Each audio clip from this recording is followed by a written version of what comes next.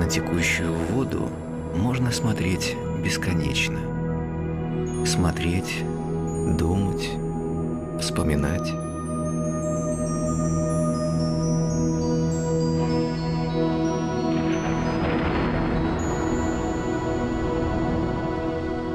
Наш фильм расскажет о татарской государственности. Но это не будет ее история. Это скорее рассуждение о ней. Да, рассуждение. И взор наш устремлен в текущую воду. Татарская государственность. Что это? И где искать ее начало? В 1990 году? А может быть, 1920?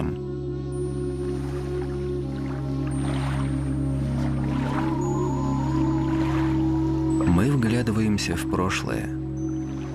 Мы движемся к истоку большой реки. Но и здесь истина может нам не открыться. Родник, питающий реку, имеет свою, невидимую нам подземную предысторию. Есть вещи, которые трудно объяснить, но пытаться это сделать надо. Вот интересно, можно ли представить татар без государственности? Конечно, нет. Без государственности мы декоративный народ. С тюбетейкой, с вышивкой, декоративной песней, пляской. Более того, государственность – это часть нашей ментальности, часть нашей души. А в нашей душе много чего. Там прошлое, тоска, протяжная песня, табунный гул, дикие гуси, летящие в сторону древней Мекки, далекие, забытые берега. И что же, там, в нашей душе, есть место и государственности?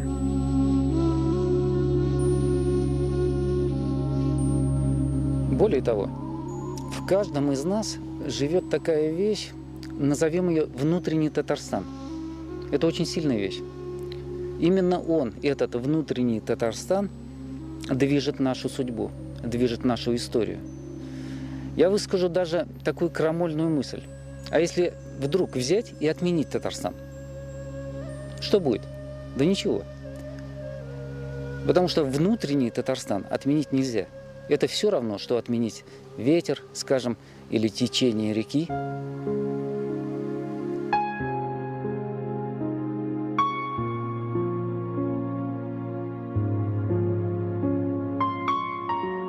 Вода. Таинственное животворное вещество. Говорят, вода слышит музыку. Она имеет память. Она откликается на твой голос, меняя свою структуру. Ты говоришь ей «Здравствуй, вода», и чувствуешь ее ответ.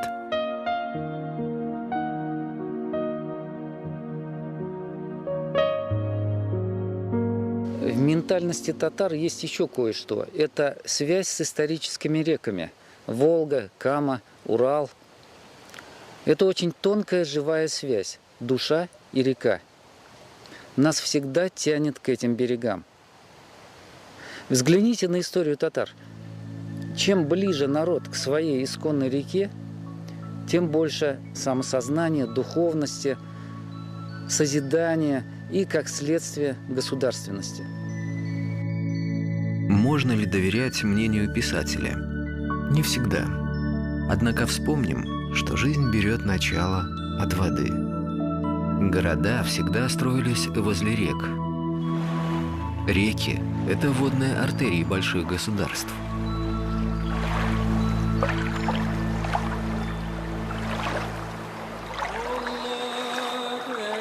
Мы движемся в прошлое. Вода ведет нас и слышит нас. Та самая вода, с которой, по словам писателя, связана наша душа.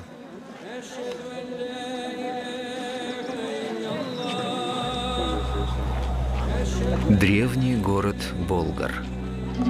Город на Волге. Столица государства волжских болгар, наших предков. Что нас тянет сюда? Из года в год, из века в век к этим древним камням, на этот высокий берег. наверное, тот самый внутренний Татарстан. Та самая вода великой реки, с которой мы неразрывно связаны.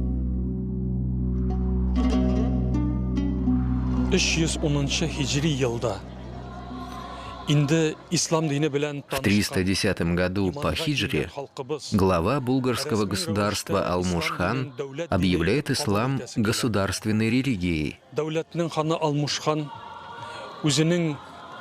В нашей истории множество сложных периодов. Чего только не случилось с булгарских времен до наших дней.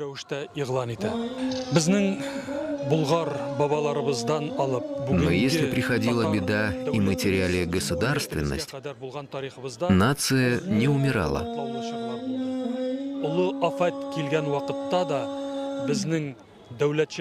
Народ, даже прячась в темных лесах, не терял веры.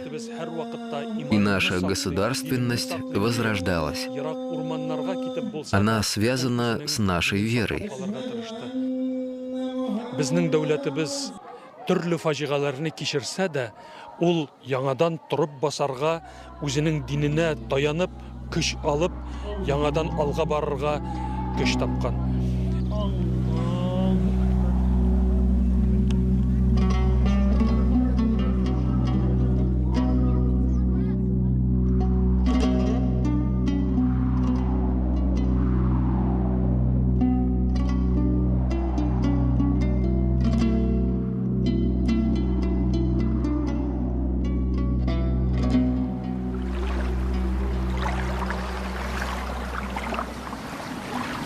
15 километров от Великого Болгара.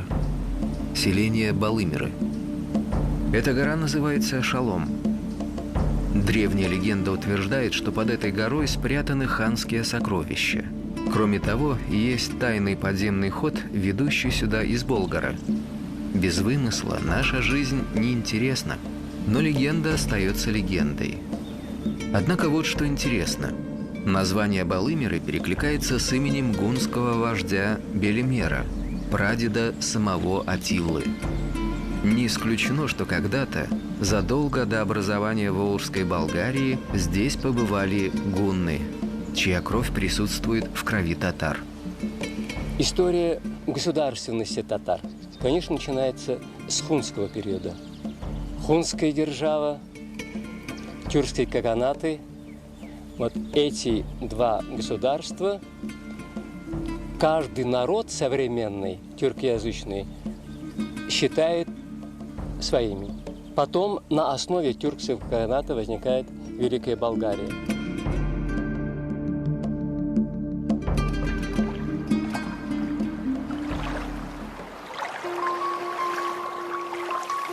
Татарская государственность.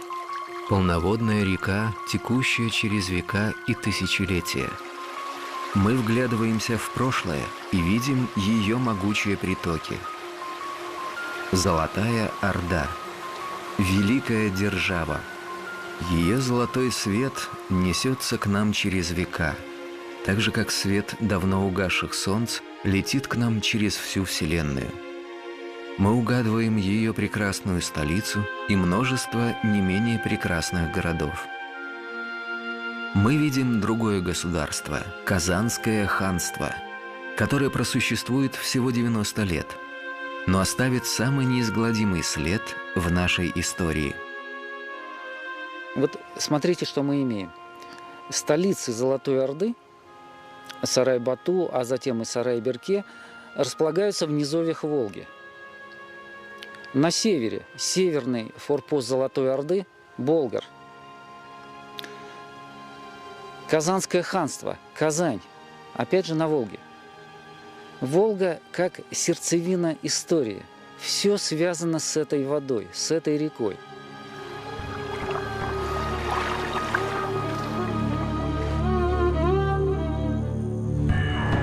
1552 год. Печальная цифра в татарской истории. Год падения Казанского ханства и утеря государственности. Казань становится русским городом. Кроме того, татарам теперь запрещено жить возле больших рек, и четко оговорено расстояние. Волга – 30 верст. Кама – 30 верст, Мёша – 10 верст.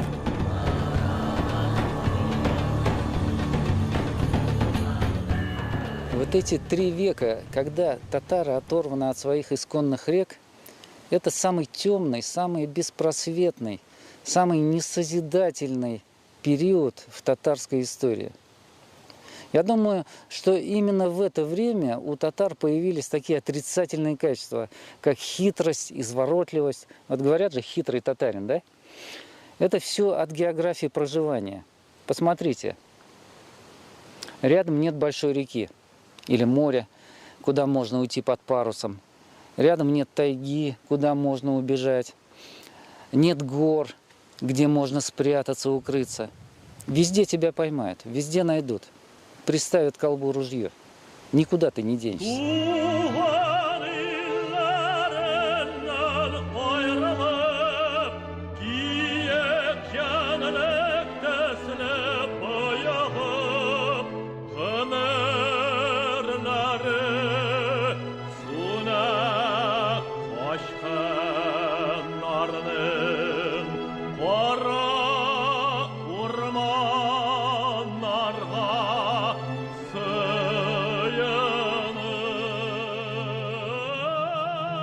Но здесь проявляется удивительная способность моего народа выжить и в то же самое время не встать на колени, сохранить достоинство, найти вот этот тонкий просвет между рабством и небытием.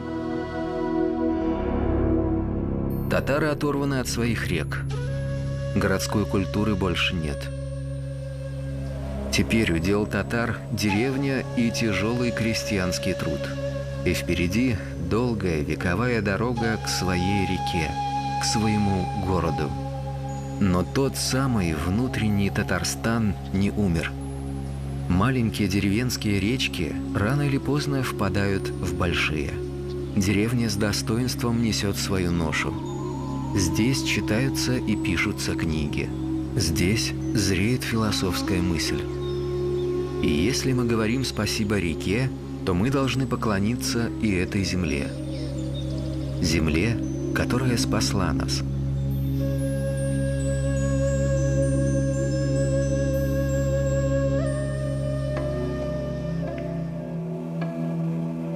Старотатарская слобода в Казани. Земля, отведенная татарам за озером Кабан. По сути дела, резервация. Со временем эта территория становится маленьким государством. Жители слободы сами создают себе правила жизни. Здесь есть все – и духовность, и культура, и образование. Именно здесь, в конце XIX века, начнется ренессанс татарской культуры.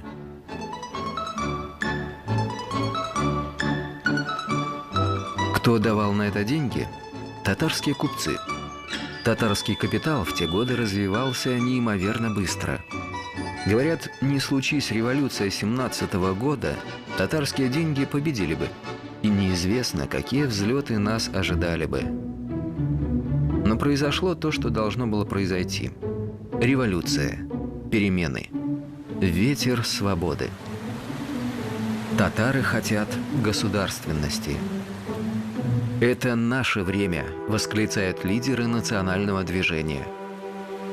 В 1918 году в Казани провозглашается штат Идель-Урал. В самом названии штата сквозит все то же вековое стремление к своим исконным рекам. Идель, Урал.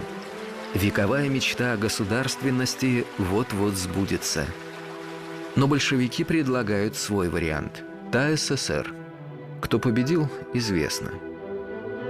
Большевики. Ругать нам их или хвалить? Возносить этих людей или презирать? «Марш Красной Армии». Его написал молодой красноармеец Салих Сайдашев. Музыка, которая стала частью нашей ментальности. С ней встречают праздники, с ней провожают пароходы. Салих Сайдашев писал музыку и для театра. Да, для тех самых спектаклей, которые напрочь отрицали старую жизнь и старую веру. А сайдашевские песни, они стали частью нашей души, нашим внутренним Татарстаном.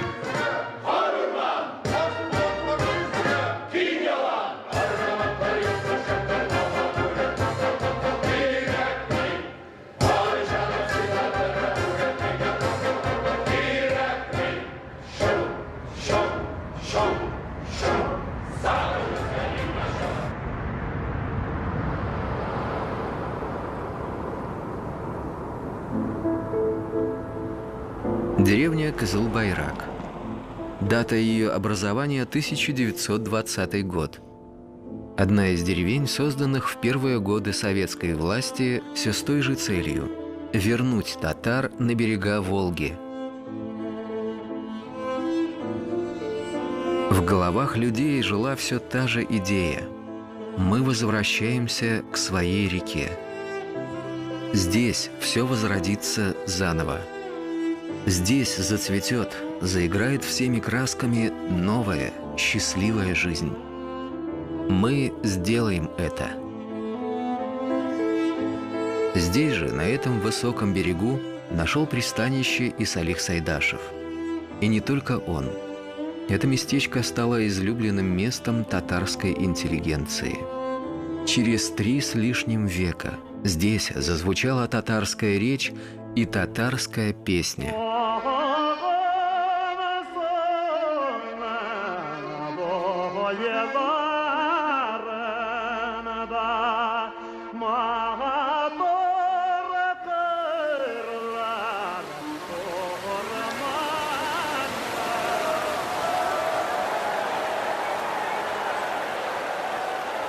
Ведь сначала заявила о своих правах Российской Федерации.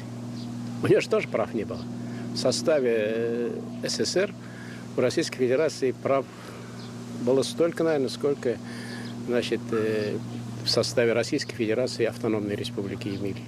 И вторым, первым среди автономных республик заявила, значит, наша республика, приняв декларацию о государственном суверенитете 30 августа 90 года.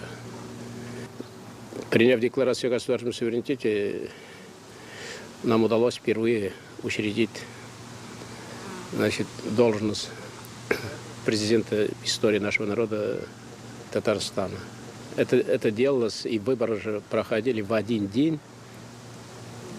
Значит, российского президента Бориса Николаевича Ельцина и президента нашей республики. В один день проходило в истории российского и татарского государства. И вскоре прошел референдум. Впервые в истории нашего народа не было что-либо подобного. Я никогда не забуду, накануне референдума выступил Борис Николаевич Ельцин, президент Российской Федерации, что нельзя ходить на референдум, это вызовет нестабильность, межнациональную рознь в Татарстане, может привести к кровопролитию. И через несколько часов после его выступления пришлось выступить мне. Тогда мне пришлось заявить, что если мы не ответим на поставленный вопрос на референдуме положительно, вот тогда, в том случае, может начаться все то, о чем говорил президент Российской Федерации. Люди послушались, вменили нашему голосу, и тогда мы дружно проголосовали за особый статус нашей республики. Это была и стала огромной победой. Случивший исторический факт. Не было бы референдума и не было бы, значит, и договора. Факт подписания договора, это далеко не всем нравилось, но это случилось в истории нашей государственности и в истории нашего народа. Я должен сказать, что впервые наш народ за последние несколько столетий стал хозяином своих недр, своей земли, своих богатств. Меня часто спрашивают, все же судьба так распорядилась, что 20 лет, все эти бурные годы приходилось быть в роли первого лица республики. Что считается для меня наибольшим завоеванием, я должен сказать, что рост самосознания нашего народа, и мы обрели такую духовность, мы почувствовали себя принадлежность к своей нации и его значимости, и что он имеет свое достойное место среди всех народов.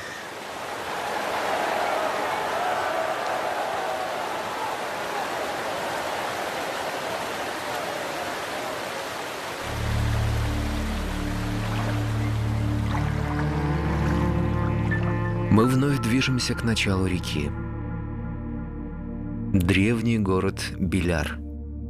Один из самых интересных и загадочных городов булгарского государства. История Беляра, как в зеркале, отражает историю этого государства. Вот мечеть перед нами. Я сижу у минарета, древней мечети. 2500 квадратных метров площадь. 2-3 раза больше площади современной мечети Кул-Шарифа в Казанском Кремле. Валы, древние укрепления города. Представьте, протяженность или длина всех этих укреплений больше 40 километров. И сколько общественных зданий в центре, общественные бани. Это тоже показатель, в общем-то, общественные бани. Они немножко отличались. Это своего рода клубы того времени.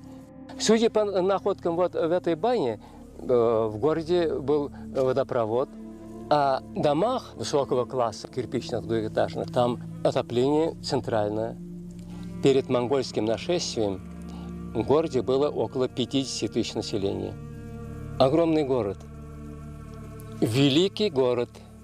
Не случайно, конечно, появилось вот такое название в русских летописях.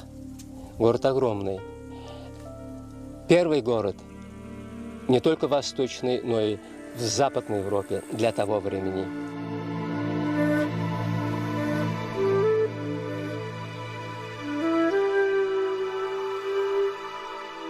Однако встает неизбежный вопрос. Для кого все это? Нужно ли что-то сохранять и восстанавливать? А вдруг этот самый внутренний Татарстан умрет вместе с нами, и на смену нам придут другие, беспамятные, бесчувственные, для которых все наши переживания – пустой звук. Родники пересохнут, а реки будут отравлены. Только небо знает ответ. Здесь же, в Беляре, недалеко от древнего города, проходит фестиваль «Селет». Из года в год сюда приезжают сотни, тысячи талантливых детей. «Селет». Все это называют по-разному. Молодежное движение, лагерь, система, интеллектуальное пространство. Но дело не в названии. Побывав здесь, понимаешь, этих ребят объединяет желание созидать. И внутренний Татарстан.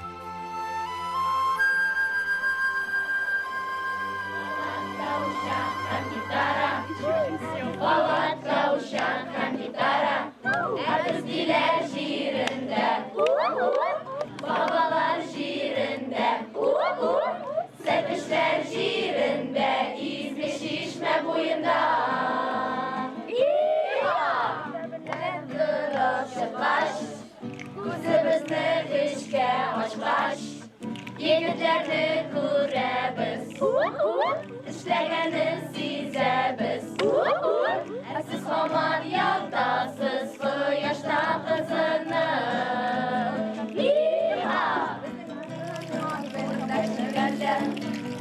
Ularni ishgandan so'ng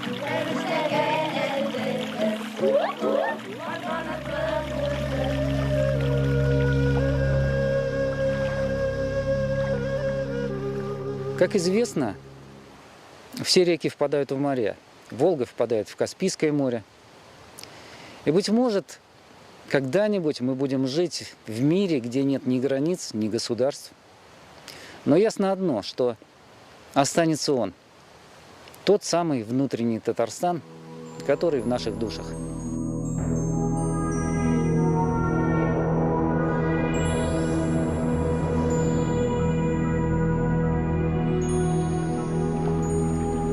Посмотри на текущую воду, загляни в себя, и ты это увидишь.